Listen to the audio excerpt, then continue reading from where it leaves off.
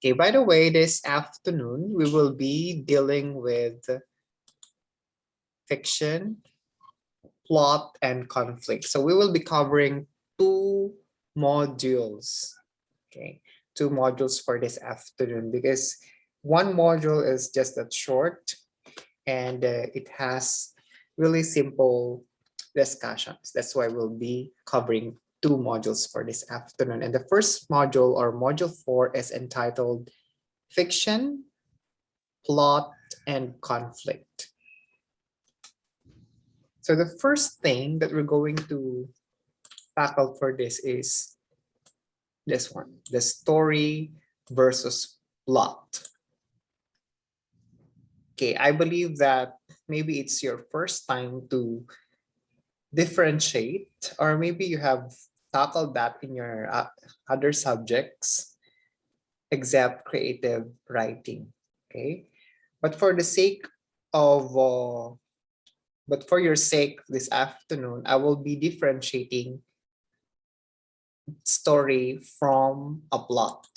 Okay, so before that, let's have first untangle fiction.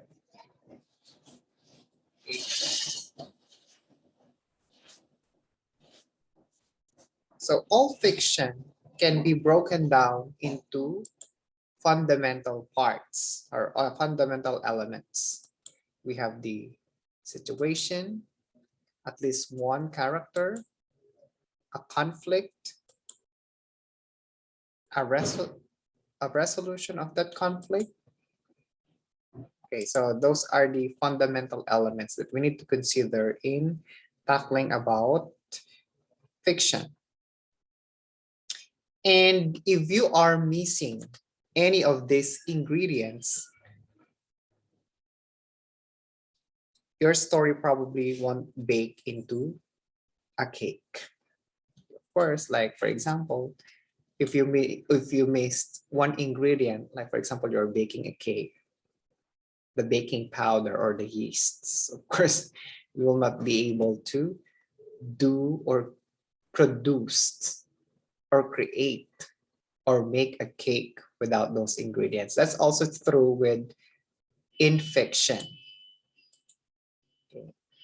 So we have here by the name Edward Morgan in his aspects of the novel.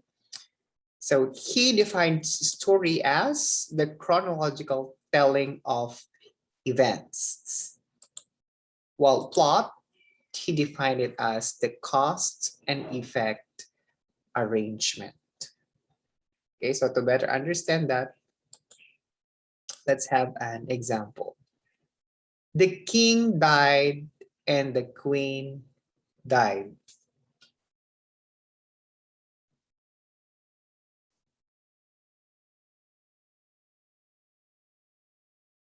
Don't sila makapasok. The other one is the king died and the queen died of grief. So which from the two examples do you think is an example of a story? Or Yung which, second po.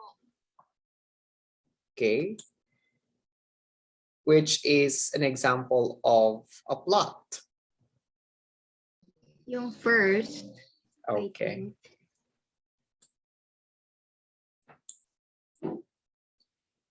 So the first is a story because it tells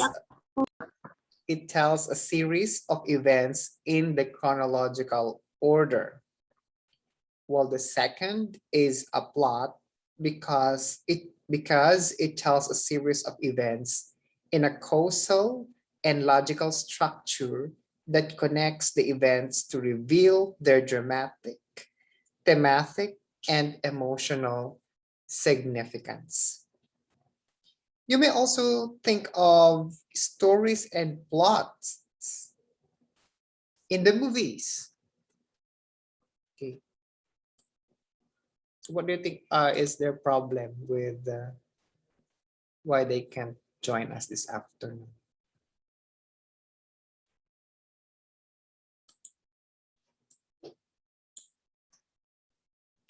Okay, by the way, I will be just uploading this one. Okay, so in movies, the story is what the movie is all about. Okay, while the plot is what happens in the movie. Let's have a more vivid example with that. So for story, James Bond fights the bad guys and save the world. Well, in the plot, well, it starts with James Bond being tortured because a little bit of flashback. Then he was able to escape because then flash forward because. Okay, so are we now seeing the difference between a story and a plot? What's with that sound? Okay, I hope that we have differentiated well what story and what a plot is. Okay, so moving on to that, we'll now have the dramatic structure. So Aristoteles or Aristotle, actually Aristoteles really is the name, is the real name, but you can call him Aristotle. In his Poetics said that the whole is what has a beginning, middle, and end. Or technically, beginning for protasis, middle for epitasis, and end for catastrophe. He spoke about dramatic works like plays, of course, but people have been applying his principle to stories as well. But he simply meant that a traditional plot structure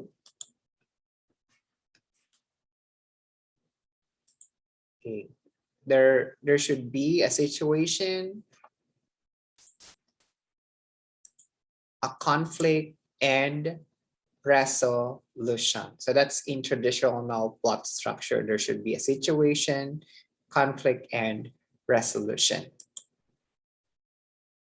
Okay, now let's proceed to what Gustav Freitag has to say. So Gustav Freitag is a German novelist and playwright. He studied the ancient Greek and Shakespeare. Then he made a pyramid, but it is not like the ones in Egypt. Instead, he made the so-called Freitag's pyramid, which says that the plot of a story must consist of 5 parts. So what are the 5 parts of this Freitag's pyramid? Of course, you have learned that already. It started with the exposition. Then after the exposition, the rising action. After the rising action, which is the peak, we call it as the climax. Then moving downward, the falling action. And the last one, the resolution / revelation, and also known as denouement or catastrophe, which was being enunciated by Aristotle. Okay, the last part will be the catastrophe. So Freitag's pyramid is sometimes referred to as dramatic arc. Why? Because it is often applies to stories and novels as well. Dramatic structure has now been made a literary element too. Okay, let's now proceed to the types of plot. I believe that you have already ideas what are these types of plot are. So the first to consider is linear. Okay, linear where events are constructed logically and not by coincidence. Aristotelian plot, remember? Beginning, middle, and end. So it is expected. Okay, traditionally you expect it that there should be beginning, middle, and end. How about episodic plots? So episodic plots in which short events are linked to one another or episodes by common characters, places, or unified theme but are held apart by their individual plot, purpose, and subtext. Yeah, like for example, if you are reading packet book, there are chapters, right? By episode. We are like, for example, in movies or K dramas, there are episodes. So that's episodic. So a story with episodic plotting would read like, okay, there's an example for that. If you have read this particular book entitled The Chicken Soup for the Soul, so there is an overall theme, but each chapter has a different story to illustrate that theme. Or you may think of television shows like Smallville or Buffy the Vampire Slayer, where the main character's goal is often developed over time, but generally each episode can stand alone as an individual story. And what about 1001 Nights or the Arabian Nights? Okay, so those are some examples of episodic plots. Well, have you heard about cumulative plots in which events are repeated with one new aspect added with each repetition? There you go. I'll repeat. Events are repeated with one new aspect added with each repetition. Remember the German fairy tale collected by Grimm brothers? Okay. The Fisherman and His Wife. So that was written by Grimm brothers, or Dr. Seuss Green Eggs and Ham. That's under cumulative. Okay, other things to consider about the types of plot. Okay, the circular, or what about the circular plots in which characters in the story end up in the same place that, or at least a similar place that they were at the beginning of the story, albeit somehow changed. Think of J.R.R. Tolkien's The Hobbit. Okay, so if you can remember The Hobbit, that started with Bilbo in the Hobbit village, and the story ended there too. But then many things have already happened, and Bilbo has changed. Oh my god, example, the whole. So that's The Hobbit. I'm so sorry. The last one is the plotless plots, wherein narratives are written without traditional recognizable plots, and yet still evoke in you a feeling that you're going somewhere when you read them. Okay, so those are the 5 types of plot. Okay, moving on. Someone wants to do something so badly. Something happens in a story because someone wants something badly, and something or someone is in the way. Translation: you have a story because a character has a goal, right? And there stands an obstacle between that character and the goal. Or like you also, as students, right? Before you really experience the that you become successful, like for example, of your career later on. So there are also obstacles that you need to overcome. In short, you start with the character with the goal, put some sort of conflict or opposition to achieve that goal, and you finish with the resolution of the conflict. So there are several possible conflicts you can inject in your story, some of which must already be familiar to you. The Big Four.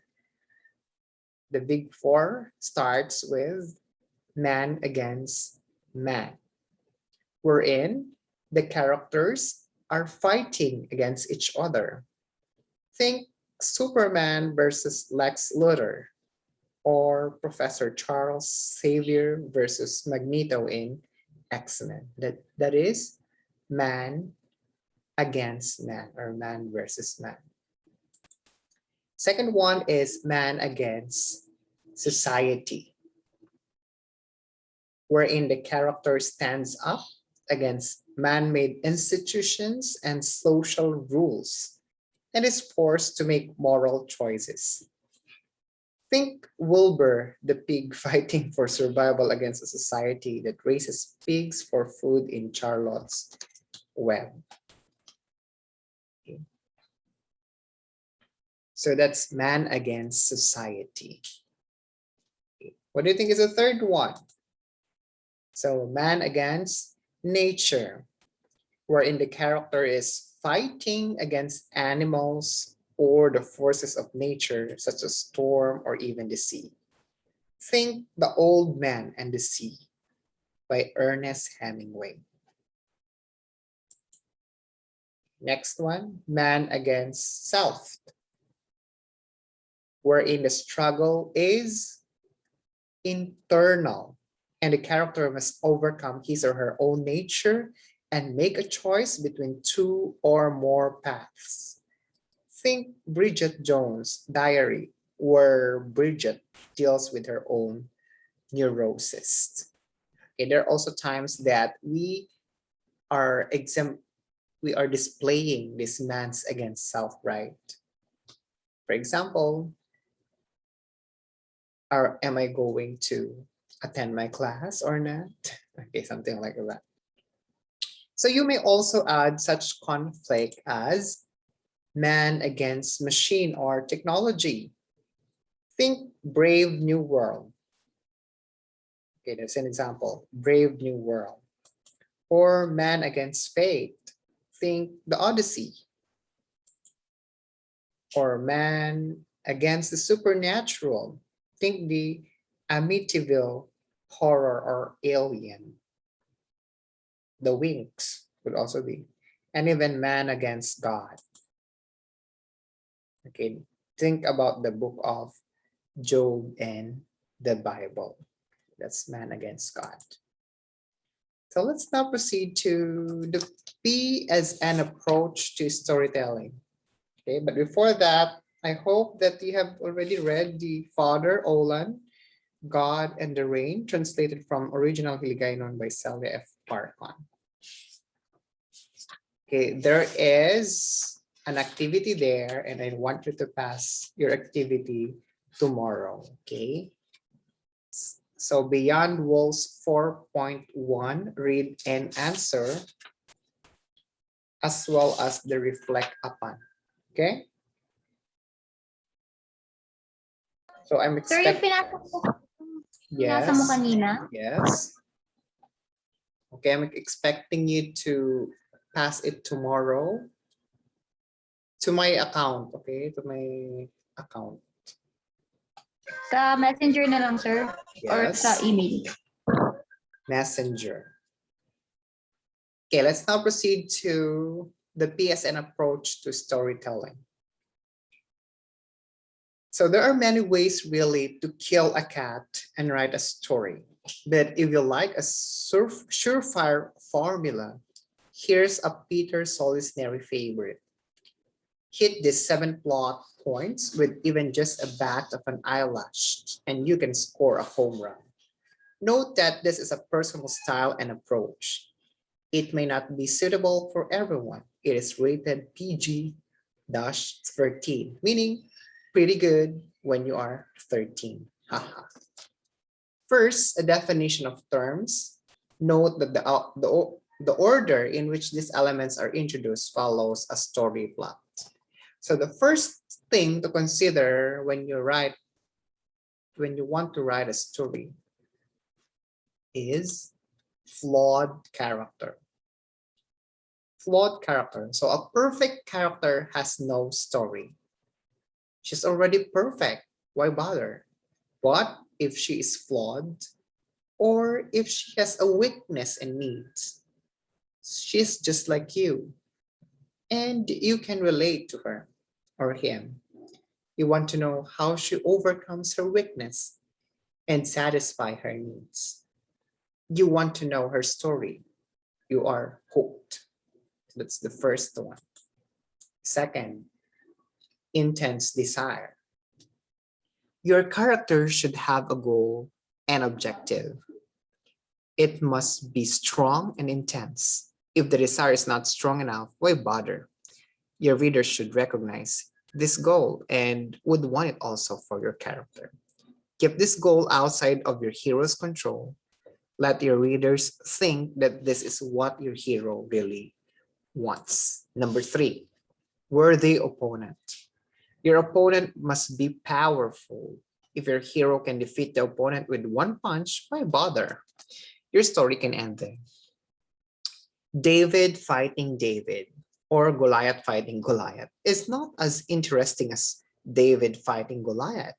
Make sure that your opponent wants the same goal as your hero. Fourth one, tactical plan. This is the bulk of your story. It details your hero's strategies to defeat the opponent and achieve his or her goal. However, you plan for your hero to achieve his or her goal is your unique contribution to literature. This is where your originality and creativity is showcased. There are many ways to kill a cat. Try to make your approach unique. Number five is the big fight. If your big fight, if your big fight or the fiercest battle between your hero and opponent appears on page one, you'll probably end your story on page one. So if you want to write a longer story, let there be small fights early on and build up to a really big final battle where it is a confrontation of violence or a confrontation of words. Number six, enlightenment. Your flawed character must learn something about himself just before, or during, or after the big fight. He must realize that he is wrong about something and must show his enlightenment or self-understanding by doing something. This completes your character arc. A change has occurred in the mind of your hero. And the seventh, which is the last, is reorientation. The intense desire is gone. It has been resolved, either as success or failure. Things are in a new normal state. New because your hero is fundamentally and permanently changed. The change can make him a better or worse person than he was in the beginning of the story. Your goal is to show this. Okay, now here are the elements with examples from the story Father, Olan, God, and the Rain. Note how the order of elements is rearranged. This is to show the plotting technique used in the story and maybe how you should approach yours. Okay, by using the Psn approach, with the want to chop, to organize the Father, Olan, God, and the Rain story. Okay, we want also to have a chunk of the details of the story. So first, create your flawed character. Identify his or her weaknesses and needs. Father Olan's weaknesses are, okay, I'm already giving you some hints, okay, so that you could understand well the story. Father Olan's weaknesses are his arrogance and self-righteousness. He thinks that he is better than everyone else, especially in understanding of God, prayers, and church liturgy. His needs are to overcome his self-righteousness, to recognize that other people can be right, to be humble, and to really listen to what others have to say. Second, identify what the hero realizes in his or her enlightenment. Okay, number six. This should be the exact opposite of his or her weaknesses and needs. Father Olan realizes that it is okay to be humble, to be like a child, and to let go of his strongly held religious beliefs. He recognized that he cannot control everything. And if he lets other people to be right, he can have peace and social acceptance. Third, make an intense desire or goal that is outside the hero's control. What does your character really want? It should be a specific objective in the world of your story. Father Olan's greatest goal or main objective is to control the church liturgy, especially the liturgy for the feast of Saint John the Baptist. Fourth, put in a worthy opponent or opponents. The opponent must want the same goal that is desired by your hero. Father Olan's opponents are those who think that he should not control the liturgy. Don Beato appears to be a strong opponent, but in fact, everybody else in the story, including the Archbishop, are Father Olan's opponents because they want to control the liturgy for the feast of Saint John. Translation, they don't want Father Olan to control the liturgy. Although the Archbishop is fatherly, he is actually the biggest opponent because the final battle to determine who decides on the liturgy is between Father Olan and the Archbishop. Fifth, develop a detailed tactical plan. There should be a buildup of conflicts up to the inevitable big fight or climax. Father Olan's plan of action is to talk to his opponents, from Don Beato to the Knights of Columbus, the women's group, Father Fritz, leading up to the Archbishop, using his argument that God is not a waiter to whom we give our orders. Sixth, factor yung six.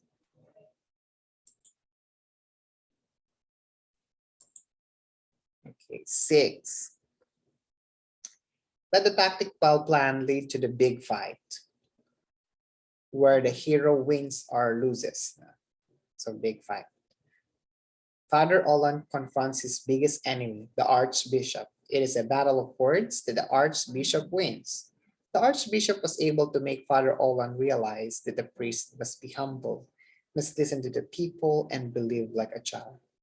And seventh, finish with your character, having learned or changed so much, doing something to prove that he or she is a new person with a new understanding.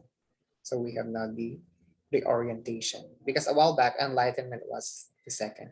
So we are now in the last. Humbled, Father Olan lets the parish leaders have their way with the church liturgy. He lets go of his need for control, and it doesn't really matter to him now whether it rains or not. Note, the story ended when Father Olan recognized that he must change. And when he agreed and gave in to the revised liturgy for the Feast of St. John, the story could have ended with these lines. Father Olan looked up to the heavens. There was not a single thin cloud, not a sign that the rain fervently sought would fall. He could not keep the tears from falling. Once you identify your 7 points or these 7 elements, you can begin writing your story, starting like ending whenever and however you like, adding more situation and events. And that's how a story is written in PSN way. Okay, let's proceed to module 5. Fiction, irony, theme, and POV. So let's consider these things: irony versus sarcasm versus satire. So irony, from the Greek aeron, is a literary device in which there is a contradiction of expectation between what is said and what is really meant. That's why we have verbal irony. So it's a contrast between what is said and what is meant. So early on in Father Olan and God and the Rain, the priest asked Don Beato, "So what do you want me to do now?" The Don replied, "What if we pray?" So there is verbal irony in the reply, because while the priest understood we as himself and the Don Beato used we to really mean the whole congregation. Next, situational irony refers to contrast between the actual result of a situation and what was intended or expected to happen. So the above example of Don Beato suggesting, what if we prayed, is a situational irony. Readers expect the priest to advise or invite others to pray, but in this situation, it is the Don pushing the priest into prayer. Third, dramatic irony occurs when the audience or the reader knows more than the character about the events.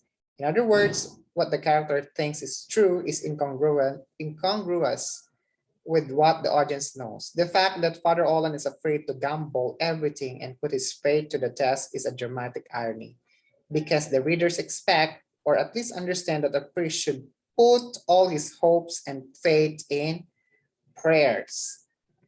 Okay. So oftentimes, irony is confused with sarcasm and satire, but understand the difference. Sarcasm is a biting remark that is worded ironically, so it may sound like praise, but it is really an insult. It generally involves malice and the desire to put someone down. It is meant to hurt and wound a person, but yes, you're right. Sarcasm is subcategory of irony. Let's proceed with the example. You are so cute. Now, which of the 7 dwarfs are you? Right? Next one. Or commenting on a friend's really bad haircut, you may say, wow, is that the latest hairstyle now? Okay, that's sarcasm. How about satire? Satire is the exposure of vices or follies of an individual, a group, an institution, an idea, or a society, usually with the hope of correcting them or forcing awareness. It uses a lot of criticism, lot of humor rather, and a lot of ridicule, irony, mockery, and sarcasm. That's why it is also called comedic criticism. Comedic criticism. Think of spoofs, caricatures, and parodies. Or look at Chicago, the movie musical that satirizes how anyone can break into show business, especially those who are capable of murder. Or study The Devil Wears Prada, which satirizes the society's obsession with the big business of high fashion. A subject and theme. If you just want to write a story, just any story, you don't need a theme. Some stories can do without theme, but to write really great stories, you might want to consider a theme or two. Yes, you can have many themes in one story. Knock yourself out. Put in 25 themes if you want. If you manage them well, you may be on to something that's never done before. That last sentence there is perhaps sarcastic, but you can really have several themes, maybe 1, 2, 3, but not 25 in a story. So theme is just your view of world, how you see things, how you want things to be, how you color the world that you see. Any topic can be a subject of a story. Love, war, death, cats, dogs, sticks, mites, hot dogs, AIDS, hemorrhoids, as in any topic at all. Now you can develop themes using these topics if you have really strong opinions about them. What is your belief system about love, deaths, or cats? Or your personal views about ticks, AIDS, or hemorrhoids? Take love as a subject.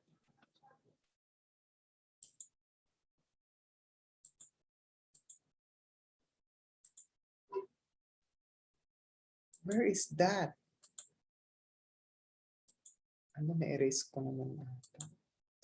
Okay, take love as a subject and take a joke. Lover 1. Sweetie pie love. Okay, there's a conversation here. Sweetie pie love, are you a password? Lover 2. Why? Lover 1. Because I cannot seem to forget you. Lover 2. Oh, how sweet of you, my love. Lover 1. Yeah, but I can easily change you too. Ha ha ha. Okay, did you get that? Of course, replace is perhaps the more accurate word for the joke, but change here is pretty much correct in Filipino English. You can still laugh at the joke. So in the given joke, the theme is love is fickle, or at least love is not forever. In the movie Titanic or its theme song, My Heart Will Go On, however, the message or the theme is definitely love is forever. In literature, some of the more common themes on the subject of love are love conquers all. It's better to have love and lost than have never love at all. The greatest thing you'll ever learn is just to love and love in return. Romance ruins friendship. First love never dies. Love is blind. If you love somebody, you have to set him or her free. Love hurts. The course of true love never really runs smoothly. Where there is love, there is pain. Now, which of these themes do you believe in? What personal view or opinion about love can you add? So, anyone? First, love conquers all. Okay, that's Where biblical, there is right? love, there is What? where there is love, there is pain, sir. Have you experienced that, Roldan? Yes, sir. Okay. So, another joke.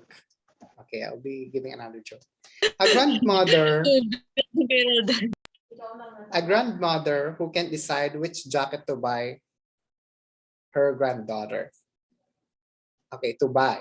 Her granddaughter asked the young salesman, if you were to buy a jacket for your girlfriend, what would you get?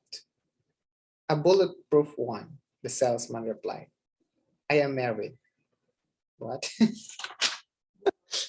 Never mind. The plain and simple subject of that last joke is buying a jacket. It answers the question, what is it about? Some of you, however, may argue that the subject is faithfulness to a marriage.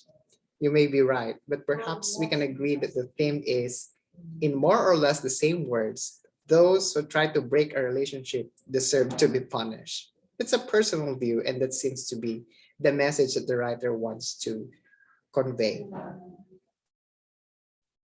Note that this is not a very Filipino joke. Who buys jackets in the Philippines? And if Filipinos do it all, it's usually the granddaughters buying their grandos a jacket. And yet, male or female, married or not, you can easily relate to the experience. The theme, because it touches on human experience, has transcended culture and language. It has become universal. That is why the story can be appreciated by many. That is why it is a great joke. Okay, moving on to point of view. So point of view or perspective is the angle, the perception, the position that you take to tell your story. Who's telling the story? Question is, who's telling the story? First person, third person, second.